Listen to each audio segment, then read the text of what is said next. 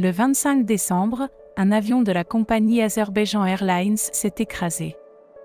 À 11 h, le dispatché de l'aéroport d'Akto a été informé par le département des situations d'urgence de la région de Mangisto que l'avion de la compagnie Azerbaijan Airlines, qui effectuait la liaison Bakou-Grozny, avait déclaré une situation d'urgence avec un atterrissage dans la ville d'Akto.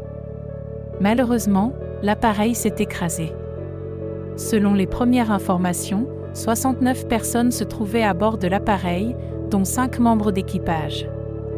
Il y avait également 42 citoyens azerbaïdjanais, 15 citoyens russes, 6 citoyens kazakhs et 3 citoyens kirghizes à bord. L'agence a parlé de 29 survivants, mais selon les données préliminaires, l'équipage de l'avion n'a pas survécu au crash. Le ministère des situations d'urgence a également indiqué qu'il y avait 2 enfants parmi les survivants. Ils ont été transportés à l'hôpital. Le département de la santé de la région de Mangisto a fourni une liste des personnes blessées dans l'accident d'avion près d'Akto, qui ont été transportées à l'hôpital. Flightradar 24, un service suédois fournissant des informations en temps réel sur les vols d'avion, a publié des informations sur le crash d'un avion Azal à Akto. Selon ce service, l'avion Azal a été victime d'interférences GPS et de spoofing près de la ville de Grozny. Cela signifie que les systèmes de navigation ont fait l'objet d'une attaque électronique.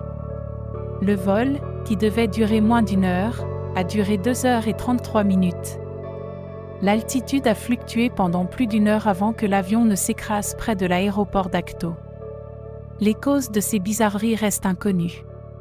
Par ailleurs, on sait qu'au petit matin, le territoire de la Tchétchénie et de l'Ossétie voisine a été la cible d'attaques de drones, qui ont été abattus par les systèmes de défense aérienne. L'étude de l'épave de l'avion au sol n'a fait qu'accroître ces interrogations. Les photos montrent de nombreux trous sur le côté et dans la queue de l'appareil. De tels dommages surviennent lors de tirs sur des cibles aériennes. L'ogive d'un missile solaire contient des substances à haute énergie qui explosent lors de la détonation. Les fragments métalliques du corps du missile ont un effet létal. Il est impossible d'affirmer sans équivoque que c'est la cause de l'abattage de l'avion Azal, étant donné qu'après avoir quitté Grozny, l'avion est resté en l'air pendant 1 heure et demie.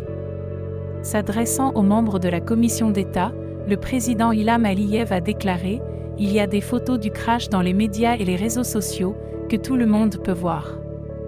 Cependant, nous ne connaissons pas encore la cause de l'accident. Il y a différentes versions, et nous pensons qu'il est trop tôt pour en parler. Il est nécessaire de mener une enquête complète.